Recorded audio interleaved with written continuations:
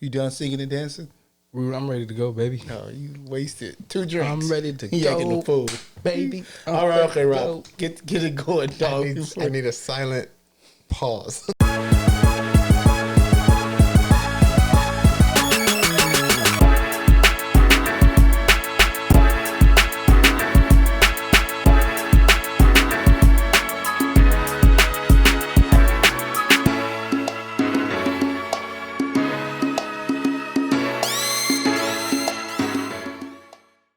Welcome to Unsportsmanlike on the Superb Network. I am DJ Mystery. Molly Superb was good. Mr. Superb in the building. What happened? I don't know, man. Don't look at his ass getting mad, but it's fine. Getting mad. Getting mad. All right, fellas, today we are going to talk about a topic that we all can kind of relate to. We all have children.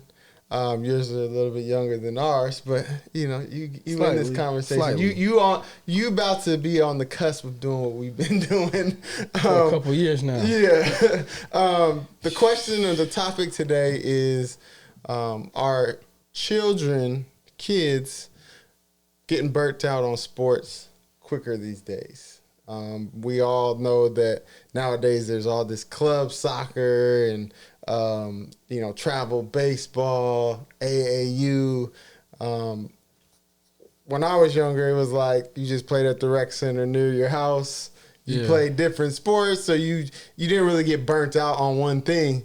Nowadays, it's like a business. Nowadays, kids are focusing mainly on one sport, and are they getting burnt out? What's your thoughts? I mean, I definitely think kids are playing sports at a high rate these days. Like, there's no downtime. At this point, high school football was just over maybe a month ago, right? Where were you? We're in March now, January, February, March, right? So high school football might have been over maybe a month and a half ago. A lot of these kids were done playing championships or whatever. And I'm already seeing some of these kids on Instagram at the 7-on-7 tournaments, back at it. I'm like, wow, these guys haven't had really no downtime. So, and we already know AAU has been a year-round type of sport. So, and then, coming to Lil Superb's games, now we know that his all-around baseball is year-round. So, these kids really don't have any downtime. So, you said depending on the sports, you can play more, obviously basketball you could do a little bit more because it's less physical on the body.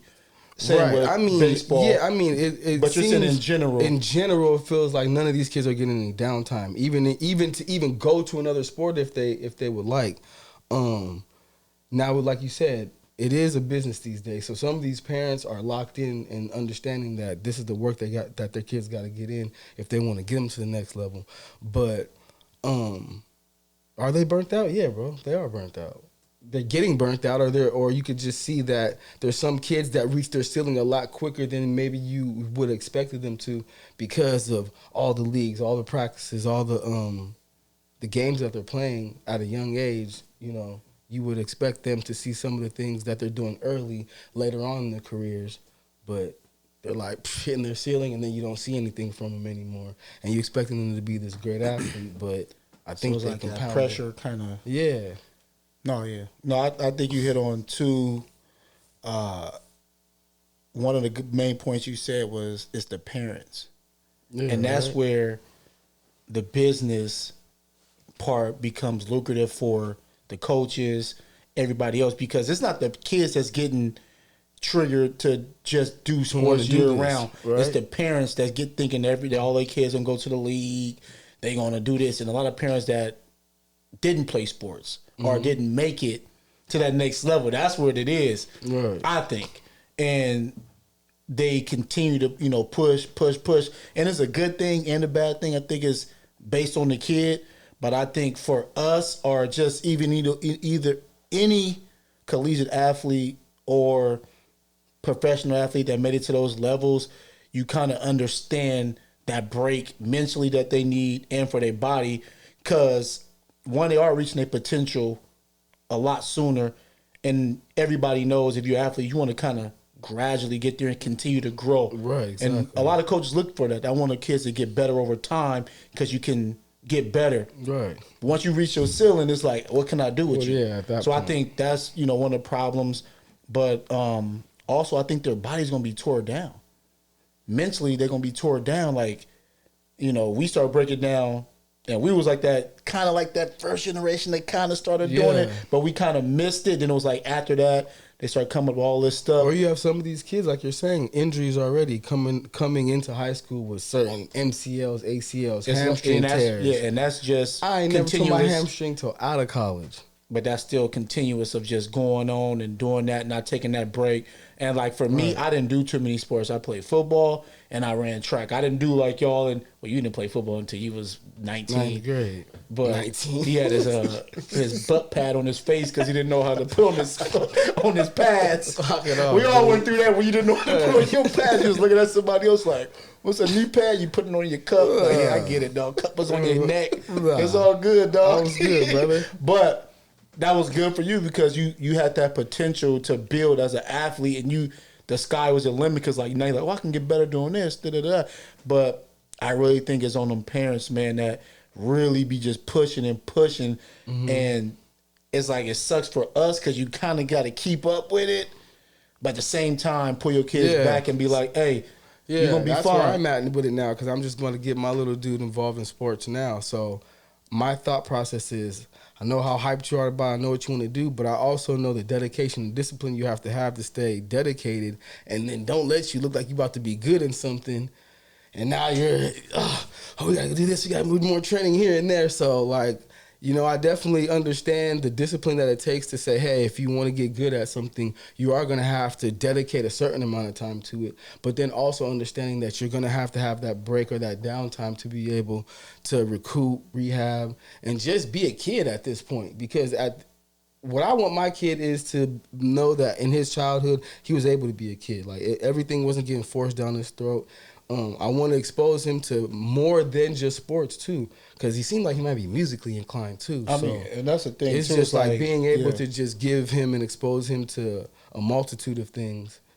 And I think that is the key of, like for me, I got two older kids that's, in sports. They're older than you guys, or y'all kids, but they play sport. And I still didn't burn them. I kind of let them choose what they wanted to do, and me mindfully knowing like, okay, we're gonna take our break, and you could do little stuff just because you know how it is when you stop and you always think somebody else doing something, but you got to tell yourself like, dog, calm down, calm down. So I'm getting that in their mind already, and I'm also telling them it's a business. Understand what these coaches want and why they're doing stuff. Your coach wants you to come. Hey, I need you to work out right now because he want that money. Fact. It's fine. You're gonna be just as good as you was a month ago if you take your break. You might even be better. So the things push and pull. But you're not gonna get better if you take a month off, or you're not gonna get worse. You know what I'm saying? If you better than this kid, you're always gonna be better as long as you stay on your regimen and be thoughtful and mindful of what you're doing. Hey, I'm gonna take a month off, heal my body, heal my mind, and then I'm gonna go in there and I'll be ready to perform. I'll be, dog. You take a month off of football, come back. Damn, I'm still good. I mean, obviously football is different, but basketball, same thing. Like your shot might be off. Give me 2 or 3 days, a week or two. I'm gonna be just as good as I was. So I think muscle memory is obviously gonna always. And if you're good, you're good. If you're good, you're good. Now, don't take advantage of being good. You still want to work at it and make sure nobody catch you, but if you have those abilities. I wanted to say what you said for my youngest son. You said that like I'm not pushing no sports on him. I didn't push any sports on any of my kids, to be honest. They just kind of failed. I'm like, you good at it? You want to play? Once you say you want to play, then we're going to work. But my I'm model, man. We're going to model. He might be might be the rapper. Mars going to make the beats. You know what I'm saying? I'm more on that because now I'm more so, and this probably be another topic, is like, I want to show them something more than sports. I definitely want to show my kids how to make money. And that's more how to be able to monetize. For my youngest. Even now with the kids now that playing sports, I'm already drilling their head. It's like, this is money. Yeah. You can monetize. Fuck all those friends. Obviously, you're going to be good friends. No offense, no point intended. But understanding why you're doing this. understanding, like, we grew up, oh, I played football, I did this. Like, basically taking your dreams and making them reality. Because I not feel like even when that. we were younger, Understand, it's not a dream. It is reality. No, but it was had to start off as a dream. It starts off a dream, but I'm trying to say, hey, yeah, we understand that. We know that now. Yeah, exactly. You plan now is a job later. Because you gonna do that for a quarter of your life. But that's what I'm trying to tell you. That's what we know now. Yes, that's what I'm trying to teach your them. dreams are this far from being able to. I'm not saying it's a dream. Reality. Like, it's a dream. We all want to play sports, and we dreamt like, oh, I want to be in the league and stuff like that. Yeah, I'm gonna give you a little dream, but understand that we understand the business of it. No, understand. Yes, we understand the business of it, but I'm saying is this. God damn, can I talk? But I'm just saying. I'm trying not to be long-winded here. I've been drinking a little, but anyway, I'm trying to really put them in the place of saying, one, you can make money now, thanks to social media and everything else, NIL. Understand that, and understand that this is a job. It's not a fucking dream. It is a dream, but it's a job first and foremost. And if you have that ability to do what you do, it's a job. You can do this for a fraction of your life, right? If you're lucky, maybe a little bit longer. But this is a job. Understand? Hey, dog. Do that coach have your best interests at heart? Does he? Maybe, but more than likely, the next person that come in, they're going to replace you.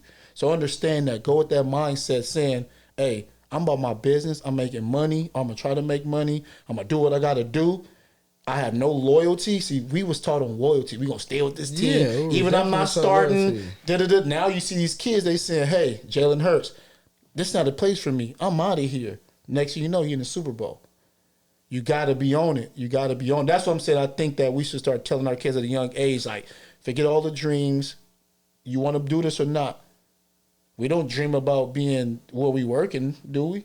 No, more than likely, hey. I mean, it depends upon how it's introduced to you. You're saying that you're coming to a situation where you're introducing the kids to sports as a means to make money out of it. Absolutely. Right? I think that's the only thing it should be early, because I always said, oh, if I knew that, I wish somebody would have put me on baseball, because I would have just, knowing that where the money aspect baseball is hard to make. Or soccer. See, that people don't know. Like, we knew, they tell us that baseball hard as I didn't know it was that hard. First of all, they didn't get no full scholarships, so I was out. I'm done. I'm not playing nothing for free. They give them no full ride. yeah, for sure. But even in the base level of understanding the financial aspect of baseball versus basketball or football, where it's guaranteed money and they're paying out. Well, you got to understand how you get it. If you go first round, first pick NFL, you're going to take that over baseball because there's more money up front and it's guaranteed. Right. For instance, Kyler Murray, he took that football because he was going to make way more money on the football end based on where he was drafted. Baseball, most people don't get paid today. Like, if you're lucky, 25, because you got to go through the minors. Unless you a straight dog, you're going to play there till you about 25. Some people even 30. And then you get that contract. And yes, it is guaranteed. And then you win it. Once you get there, you win it. Once you get there. The route to get there is a lot more difficult. I would say so. Well, and I would say that it's longer. It's a longer process. And a lot of people get lost in the farm system or the minors or wherever they go. Because if you think about it, you're coming from college where you're not really making that much money. Now you are making some money, but you're like, if something takes too long, you can get distracted in other ways. You're traveling with the team, going to different cities. You know how that go, and it basically you can filter yourself out because it's not happening right away, and it's longer. It's taking longer. Yeah. So mentally, you have to be on par. You have to be focused, and that's why I feel like you can filter yourself out, but. My answer to this is similar to what you both were saying, and to me, it's about balance.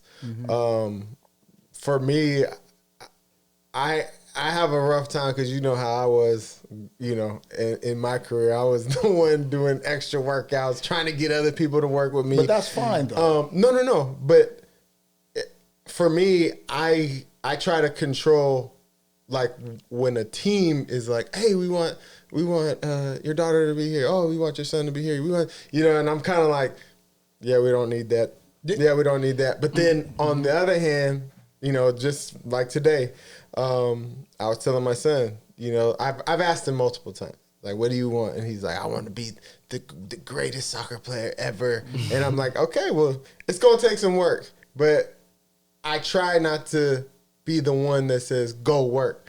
I kind of just try to show him other kids, like, look, this kid's working. You know, and then I don't say nothing. I don't say you got to go outside and work. I don't say. I just kind of mess with his mental. So you make it a mentally and so tough. then he goes. Next thing you know, 10 minutes later, I see him kicking the outside ball. working. Yeah. But that's what is basically, and I kind of do that. But I'm more so, hey, dog, you want this or not? I can help you get there, but the way I do it, you might not like it. But I got there doing it. I know I can get you there doing it. So once you say you want it, then we gonna get it. Yeah. You gonna get it. But I'm still gonna come back, hey dog, I don't wanna keep having to ask you, do you want it? I don't wanna be, hey dog, you wanna go run? Hey dog, you wanna do this? But, you know, at first I'm like, hey dog, let's go get it. If you want me to do it, I'm gonna do it. So what you're saying is that, what I did like what you said is that we have to be the managers of our kids. One, that's teaching them business. And that's what I was trying to say about even putting it together with being burnt out, is that it is a business. For instance, if you was a kid growing up, whatever ethnicity you are, but let's just say white, because they do this, and this is what we need to learn from that ethnicity, is that they take their kids to work, they teach them business, they teach them this, they teach them that, and then they kind of groom into that system, into right? that field. I feel like we got to do the same thing with sports. It's a business. That dream for that kid. Well, yeah, it's that part. So that's why I'm saying there's a business. What I was kind of bringing it all together. But that dream of that kid probably wasn't to be an architect like his dad or own a construction company. His dad said it's a business, and this is what I'm gonna teach you how to do it. And if you want to do it, it's gonna be perfect for you to run into, right? Or you can kind of venture off. From some of the skills I learned all this, and I know I can always go there because I know that. But I also learned that I can do this, and it apply might this here. It might be a what they call it, a two-way system. Hey, Dad, I can give you. I can throw you some. If you got somebody on the construction company, and you got somebody else that's an architect or a landscape, I can give all the business to my dad. So in sports, we got to kind of do the same thing, right? Hey, dog, I get you want to dream this, but if you want to go get it, and if you have your mindset teaching them it is a business, now they don't fall in love with the theatrics, the dream, or the fantasy. I want to be a baseball, football player, kind of what we did. I don't want to. You already know, like, dog, I'm coming to get this bag. This is my job. I'm gonna play 10 years, 5 years, 8 with my money. I'm gonna do this. I know I can make money that way. I know that I love my coaches and I love my team, but at the end of the day, it's about me first. I worked my ass off to get here. I know this guy wants me only because what I can do for him. And I have value. Yeah, and I have value. These players, and they, you know, obviously we love each other outside of football, but it's like a good looking woman. Like, you're gonna be attracted to that good looking person first, and then you learn their personalities. You learn, oh no, I really like this person. I think the sports is the same way. Like, everybody loves that motherfucker that's balling. And if they a good person, then that's an attitude. Like, dog, I like this dude. He's a good person. Or he a fucking dick. He just good. So but I gotta like you him. Put up with him because he gets the job done. You going in knowing that, like, this coach want me. These players like me because of what I can do. And that's fine because we know that. But now let me go get that bag off of that. Let me figure out, fuck all this dreaming and stuff. I'm here for my job, guys. Because when we play in the league and you play in the college, you was at work. You was at work. We had a damn good time, but we was at work. That's all I'm saying. So I think as parents, we kind of help get that in their mind, which helps them take care of their body. Like, hey, dog, you want your body to be working 5 years from now? You want them little baby injuries? And like, none of us, well, you got hurt in high school, but that was a little something different. It wasn't because of training. It was because of actual hit. Yeah. But I didn't get no injuries until I got into the league that kept me out of a game. I never missed a game until I tore my ACL, but I was getting paid. So, hey, brother, right on. Let me get my check. I'm going to be good. So I think that's part of it's being realistic, giving them the opportunity to say, hey, do you want to do this? You think we can make some money off it? And then being real, hey, son, you could. You could. If you work your ass off, you can make, all right, son, you can't. Hey, brother, let's go be something else. Let's go build houses. And to his point, I I do force my kids to, like, my son loves to draw, so like I'm feeding that also. Like I'm getting him different art supplies, different things so that he can do that. And I think that's good. And then my daughter, I forced her to do piano, but she goes and she does the piano on her own now. Like before I had to force her. Now she's kind of doing it on her own. So the balance is, to me, is key. And to the question that I asked earlier, are kids getting burnt out? I think so. I think because they don't have parents that have been on that business side of athletics, and they don't know. That's what it's all about in reality. In reality, they're just scraping at it, so they're thinking they just need to give them an over influx of the sport. Keep on going. Well, Keep on if I want going. to make money, I'm gonna say, hey, dog, you got to keep training. It's a money play. So all the coaches, all the leagues, it's a money play. Like, They hey, keep dog, you on. just finished. You got to come rehab. Dog, rehabbing is still working. I need you to chill for a second. You know, I just told MJ that, like, hey, you got to chill. Like, rehab is still working, dog. If you rehabbing something that's hurt, you're just gonna keep tweaking it. Sometimes you got to take 2-3 weeks off, then get into rehabbing. And it's a business for them. Of course, they're going to say, come in, tap in, because I'm paying this dude $1,000 a month to do. And he's good at what he do, but guess what? I've been there. I know it. And all sports is the same at some point, you know, as far as the business side. Everybody needs rest. And that 1 month will benefit Junior to rest. More than to actually, because it could actually And now make it one worse. month worse, that and that's why I'm trainer's trying to- gonna miss on the payment. Yeah, And I'm saying, like, he's it's gonna gonna hurt hurt his pockets. Yeah, but the thing is, it's like, okay, this guy got 30 kids going. They paying $500, $1,000, whatever it is, and it'll be all right. you'll be all right. You'll be all And the right, thing is, dog. do you think he could look? Hey, dog, go rehab. He's not watching you. It's not a personal do you PT. think- do you think like, I he need wants something you to personal? I'm rehab? paying $1,000. I need you to come, rub me down, dog. And if he really cares, if you don't pay that $1,000, does he want you to still come to rehab? Like, hey man, if you don't make it this month, it's good. Make sure you still come in here because we gotta get you right. No, you don't make that payment. Yeah, and the guy I'm talking about, he's actually a good dude, but hey, I understand, and you know, but hey, take a break, brother. Trust me, it'll be better for you. So to answer the question, yes, I think a lot of kids are getting burnt out physically and mentally, and some kids are like you. You was just, some people can do it. Some kids can do it. I did it. I mean, I just did football and track, and I was done after that. I wouldn't do no extra shit. Yeah, but see, I had summers. It was like it was football, basketball, baseball, and then summertime. When did you start playing I'm saying when I football? was young, at 8. He's pretty young, Yeah, but I started at 8. You the only one that had your fucking nose guard on your damn shoes. His shoulder pads talking over about, backwards. Fucking little giants over here. I was lit as soon as I came You out. had number 68 No, I didn't. I had number 80. with the actually. Thurman I think I Thomas. did my first year. Everybody first year. I was on line. First You year. gotta I go think through. I was 68. But you was a little chubby though. Wasn't you? Me? Was you? Not really. You was on the line? My dad Everybody- forced it though.